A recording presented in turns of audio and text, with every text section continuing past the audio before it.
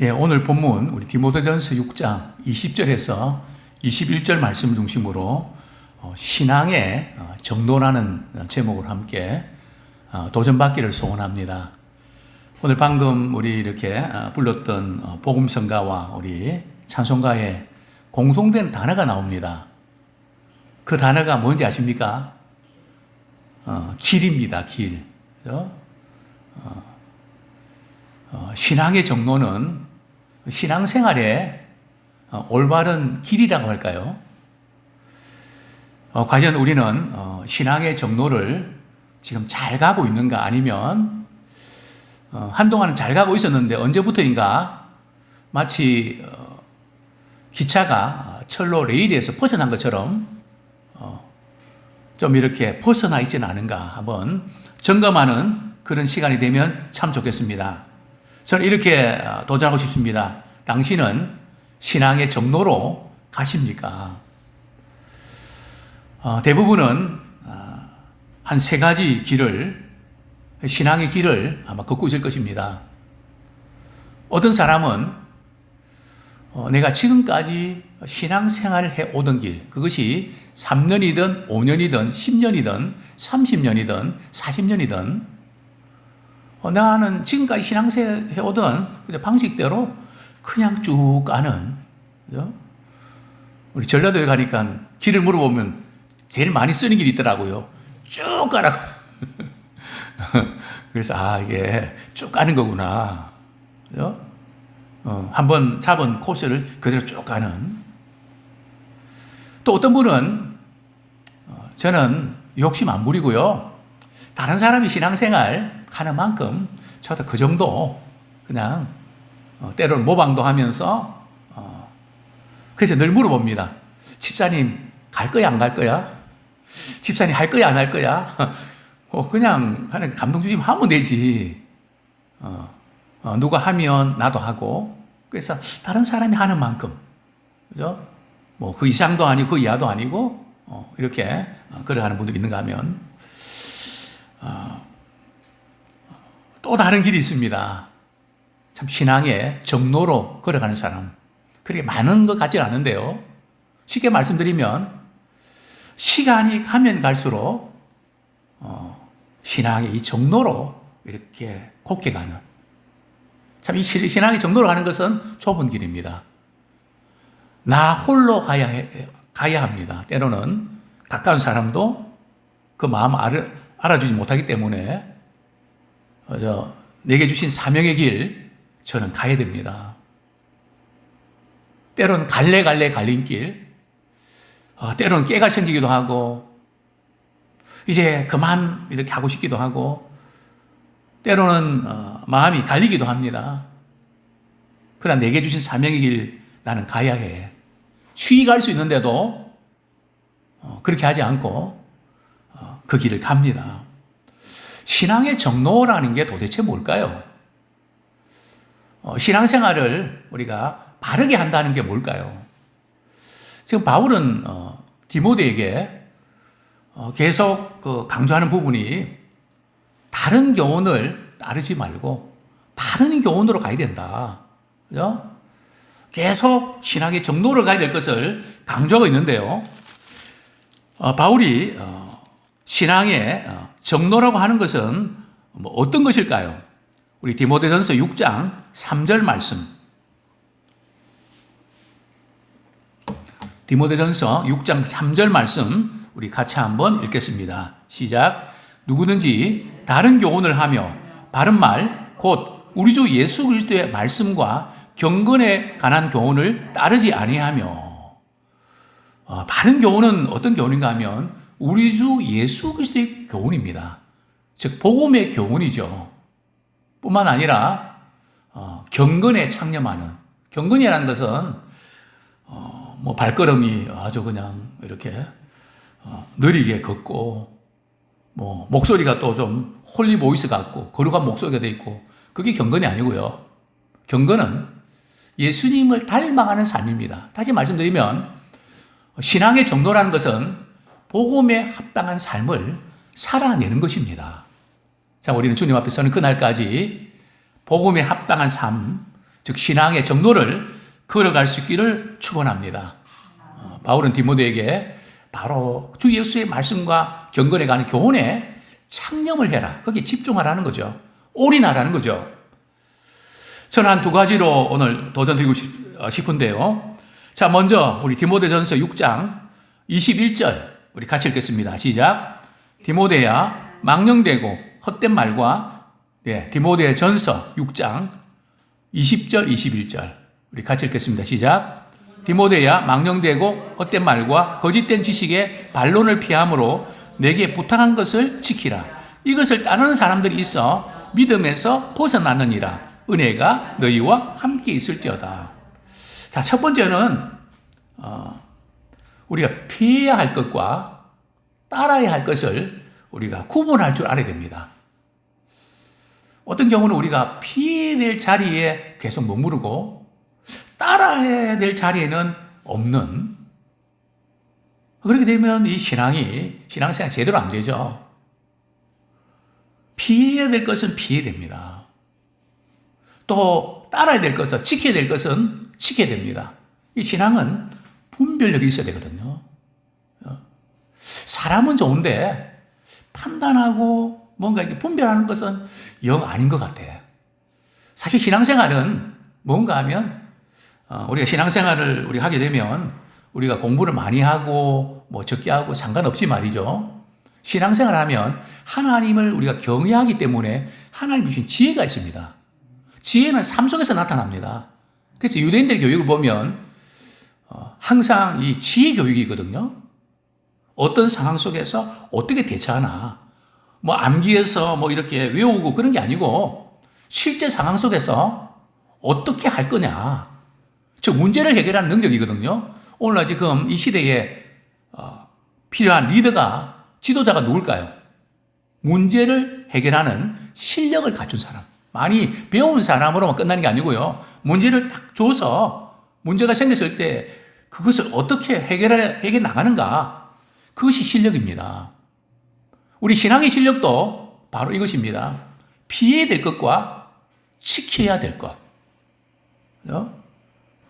공부 잘하는 학생도 이런 거죠. 틀린 거 안 틀리고, 그 이렇게 잘못한 거, 또 이렇게 실수한 거, 그거 이렇게 고치는. 제가 이전에 정말 특별 과외를 우리 학교 선생님께 말이죠. 우리 때는 그게 가능했거든요. 과외를 하면서 그분들 배운 게 있습니다. 우리 아이들이 조금 부주의하고 이러다 보니까 계산을 하다가 뭐 이렇게 가로, 마이너스, 플러스 해서 이 계산에서 틀린단 말이죠. 근데 그 선생님은 그 과정 속에서 틀리지 않는 걸 제게 가르쳐 줬습니다. 많은 사람이 알고서 틀린다는 거죠. 그래서 이 틀린 것을 다시 틀리지 않도록 하는 것이 신앙의 실력이고 또 세상적인 또 실력입니다. 어쨌든 우리가 피해야 될 것, 지켜야 될 것. 자, 먼저 우리가 피해야 될 것이 뭘까요? 피해야 될 거 보면 디모데야 망령되고 헛된 말과 거짓된 지식의 반론을 피함으로, 망령되고 쓸데없는 뭐 족보라든지 또 아무런 유익이 되지 않는 말, 우리가 사실이라 할지라도 그것이 듣는 사람에게 유익을 끼치지 못하는 것은, 못하면 안 하는 게 좋습니다. 어떤 분은 자꾸 그게 사실이잖아요. 사실보다 더 중요한 것은 덕을 끼치는 겁니다. 그래서 우리 항상 말을 할 때 이게 소용되는 말인가, 덕을 세우는 말인가, 또 필요한 말인가, 그것을 구분할 것을 성경은 말씀하고 있는데요. 바울은 디모데에게 이 헛된 말, 망령되고 아무 유익도 되지 않는 말을, 또 논쟁은 피해라. 근데 불필요한 그런 것을 가지고 다투고 싸우는, 절대 우리가 목장 모임에서도 그냥 이렇게 무슨 이야기하면 그게 틀릴 수 있거든요. 자, 그럴 때 어떻게 됩니까? 집사님 그거 틀렸어, 이러지 마세요. 맞는 것만 이야기를 하세요. 왜냐하면 틀렸다 그런 말이죠. 듣는 사람 기분이 어떻습니까? 화가 나죠. 지만 잘났냐? 절대 틀렸다 말하면 관계가 안 좋아집니다. 뭐 며느리든 누구든 분명히 틀리긴 틀렸단 말이죠. 그럴 때 틀렸다 하지 말고 이런 면이 있지 않을까? 어떻게 생각해? 똑같은 이야기 하면서도 말이죠. 상대방을 인정해주면서 세우는 말. 또 바울이 디모데에게 이것을 권면한 이유는 설교할 때에 어떤 개인적인 교훈이나 뭐 이렇게 어떤 자기가 갖고 있는 지식, 뭐 그것을 좀 이렇게 나타내고 싶어서 그런 유혹에 빠지지 마라. 복음을 통해서 유익하지 않는 그런 설교, 그런 어떤 자기 지식, 뭐 그런 것에 또 성도들이 좀 이렇게 귀를 이렇게 즐겁게 해주는 그런 유혹에 빠지지 마라. 주님의 말씀을 그대로 전해라. 그것을 강조를 하고 있습니다.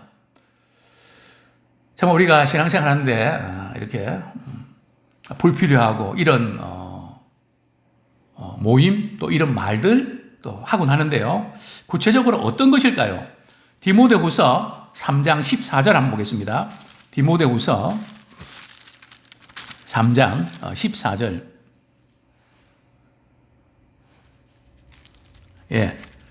디모데후서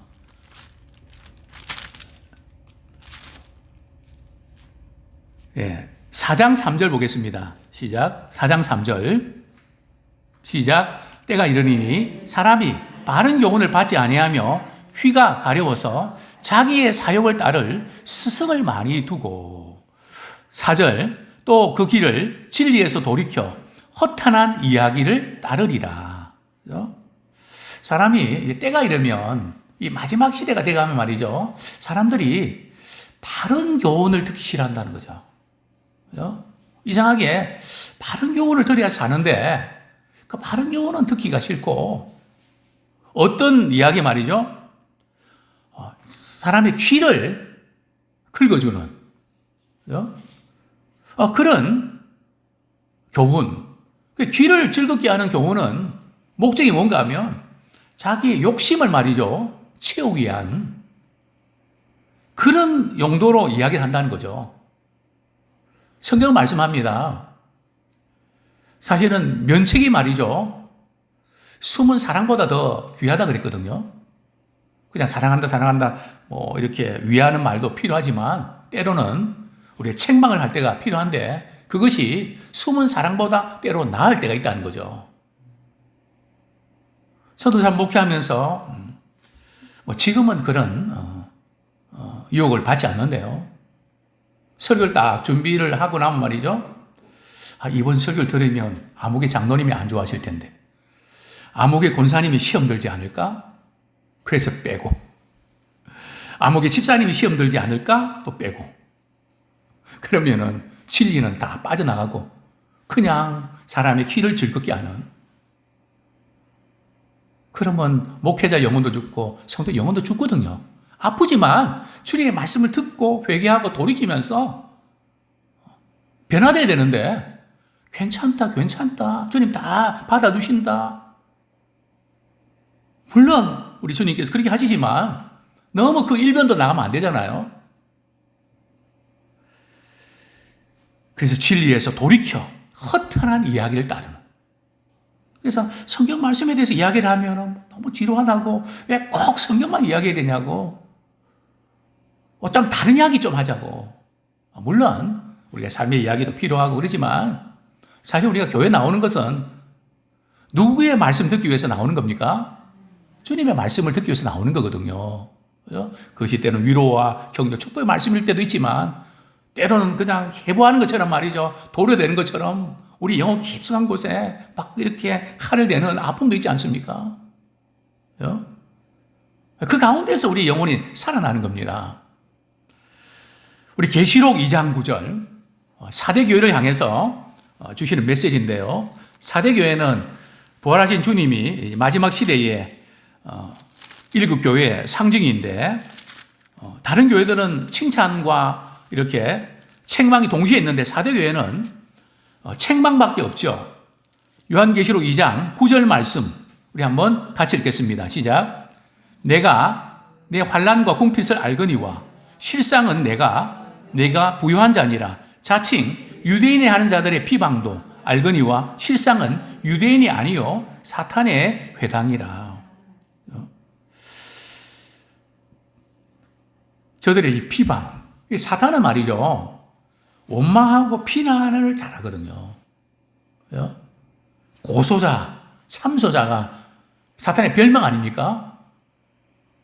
결국은 그들이 사대교회는 사탄의 회당이다. 사탄이 울거리는, 사탄의 역사가 이렇게 강하게 나타나는, 결국은 이 비방과, 그래서 우리가 이렇게, 저는 여기서 좀 말씀을 드리고 싶은 부분들은 특별히 우리가 이렇게 신앙의 정로에서 벗어나지 않기 위해서 참 우리가 어떻게 해야 되나, 헛된 말과 다투는 거, 그런 것들은 좀 버려야 된다 하는 것을 좀 강조드리고 싶은데요. 자, 두 번째로 믿음에서 떠나지 않아야 됩니다. 믿음에서 떠나지 않아야 됩니다. 바른 교훈을 우리가 따라야 되는데요.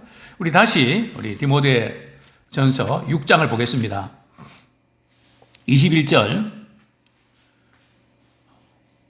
바울은 디모데에게 내게 부탁한 것을 지키라, 바른 교훈을 지키라는 것을 강조하면서 이것을 따른 자들이 있어. 자, 이것을 따른 자들이 누굴까요? 망령되고 헛된 말과 거짓된 지식의 반론을 이게 즐겨하는 사람들, 거짓 교훈을 따른 사람들, 막 그냥 그렇게 뭐 논쟁하고 다투고 막 그러면서 결과적으로는 어떻게 된다고요? 이것을 따르는 사람들이 있어 믿음에서 벗어나느니라. 믿음에서 떠나게 하는 요인들을 제거해야 됩니다. 우리는 우리 모임에서 모여서 말이죠. 우리 목장에 모여서 또 이렇게 또 믿음의 식구들이 모여서 우리 서로 나누는 거 너무 귀한데요. 우리는 나눔을 통해서 믿음이 쑥쑥 자라나야 됩니다.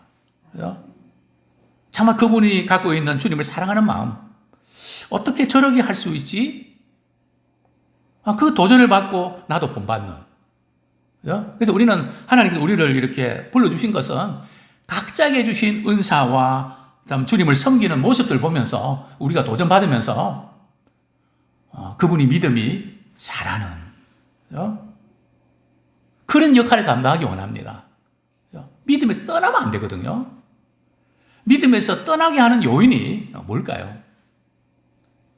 말과 행동으로 상처 주지 않기. 물론 책망할 때에 때로는 뭐 그런 부분들은 또 좀 다르겠지만 말투가 중요합니다. 말 내용도 중요하지만 말투가 중요합니다. 고양이도 말이죠.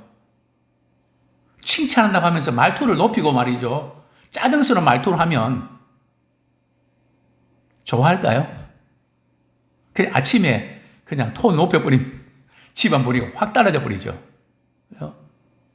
그래서 이 말하는 투. 그래서 우리가 이렇게 농담하게 해도 그냥 습관이 말이죠. 그냥 세워주는 농담하십시오. 어떤 분들은 말이죠. 깔아뭉개는 농담을 하는 분들이 있거든요.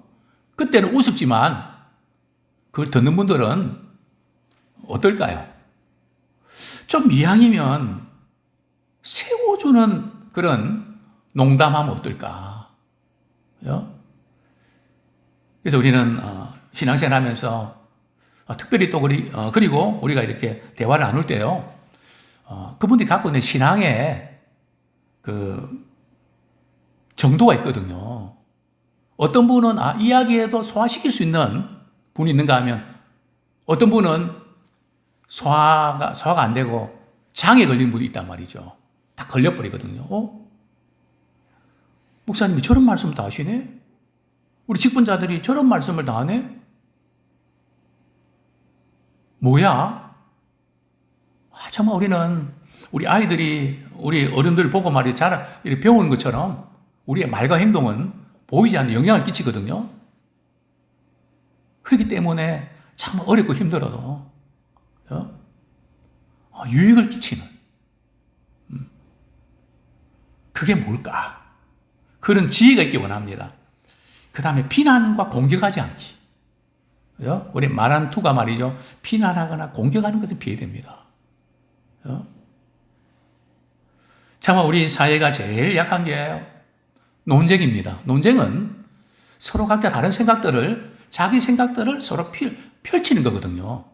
근데 우리의 논쟁은 상대 인격을 비난하고 공격합니다. 그죠? 그래서 굉장히 후진성을 면치 못하는 거거든요. 제가 이제 교수 생활도 한 10년 이상 했습니다. 우리 한국의 학생들이 말이죠. 제일 못하는 게 뭔지 아십니까? 교수님들이 강의를 다 하고 말이죠. 혹시 질문 있습니까? 하면 말이죠. 질문이 많을까요? 없을까요? 없어요. 사실은 질문이 많아야 되거든요. 지금 외국에는 강의가 말이죠. 일방적인 강의를 하지 않고 학생들이 질문하는 것을 가지고 풀어나갑니다. 일방적으로 이렇게 대답하지 않고 학생들이 막 대답을 하고 그러면서 나중에 정리를 해주는 그게 교수 역할이거든요. 그게 특별히 이제 이런 부분들. 그 다음에 이제, 늘 우리가 이 모임 때, 되게 이제 우리가 이렇게 회의를 할 때, 저도 이제 오랫동안 회의를 많이 했습니다. 그죠? 그러면서 회의할 때 왜 어떤 점에서 자꾸 다툴까? 그래서 마음 상하고, 그죠? 그런 걸 보면서 우리는 회의는 말이죠. 어떻게 해야 될까요? 회의가 들게 하면 안 됩니다. 회의는요, 잘하기 위해서 마음을 모으는 것이 회의입니다. 예를 들면, 우리가 이제 7월 말에 우리 가족 수련회 가는데 어떻게 하면 우리가 많은 분들이 갈 수 있겠습니까? 이런 문제를 가지고 서로 대화를 나누게 됐다 합시다. 그래 각 목장에서 다 갈 수 있도록 서로 독려하고 그리고 분위기를 만들어 갑시다. 뭐 이럴 수도 있죠. 그런데 어느 한 사람이 나 못 갑니다. 물론 못 갈 수가 있죠. 그죠? 사정이 있을 수 있지 않습니까?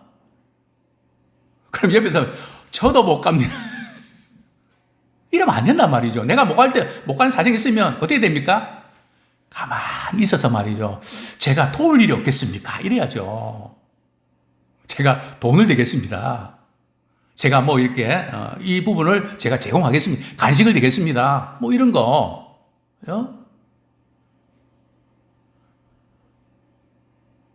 정말 어떻게 하면 이 일을 잘할 수 있도록 내가 할 수 있을까? 그죠?